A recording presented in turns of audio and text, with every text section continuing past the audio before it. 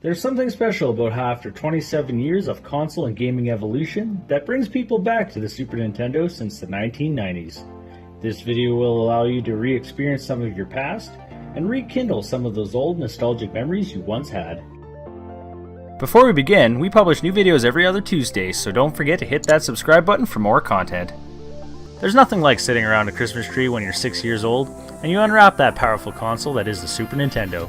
You see that glisten of Super Mario World, rip that bad boy out of the box and hook it up by the classic AV cords and sit down in the front of your huge wooden TV. It's amazing how years later us 80s kids can experience the same magical feeling again. One day I was walking through the store and suddenly there it was, staring at me from behind the glass. It was the SNES Classic Edition.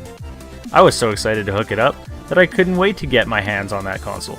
I soon found myself in control of the power. My childhood.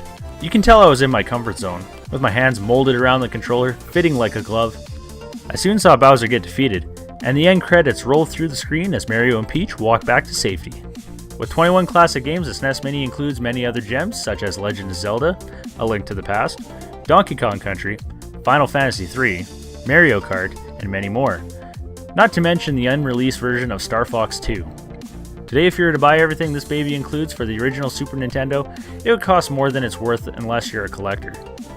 The controllers are almost identical. Unlike the NES Classic that only came with one controller with a very short cord that reached up to 23 inches, this console comes thankfully with both controllers with longer cords sitting at 43 inches. That's a relief. Do you remember those AV cords I mentioned earlier? Do you know those annoying yellow, white, and red hookups? Yeah, you don't need those anymore. Now you have the privilege to connect your SNES with an HDMI cable that unfortunately only puts out 720p. Luckily, when you're dealing with old classic games, graphics hardly matter. It however comes with 3 display and frame settings. With the SNES Mini, you can enjoy the classic graphics and soundtracks as you beat your old favorite games. When it comes to performance, the SNES gets the job done. It's also small, cute, and easy to relocate. With a few minor tweaks, it looks the same as the original, which is awesome. The cartridge slot no longer opens, and the eject itself doesn't push down anymore. And there's now a cover that you open to reveal where the hookups for the controller plug in.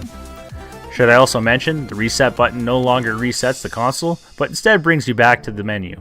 Many people see this as a downfall, but really with the classic wired controller, you can't be too far from the console anyways.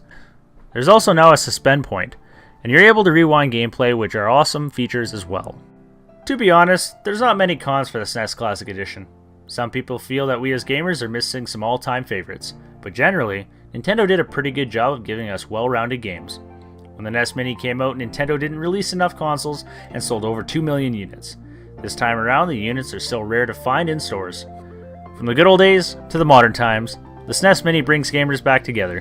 While online gameplay is so common, there's something special about sitting next to your best friend and enjoying a game for what it is. With its compact size, classic soundtracks, bosses, and easy save features, we at GLHF Reviews give the SNES Classic Edition a solid 8 out of 10. Do you agree with our rating? If so, let us know in the comments, and check out these other videos for more content. And subscribe for newer videos every other Tuesday.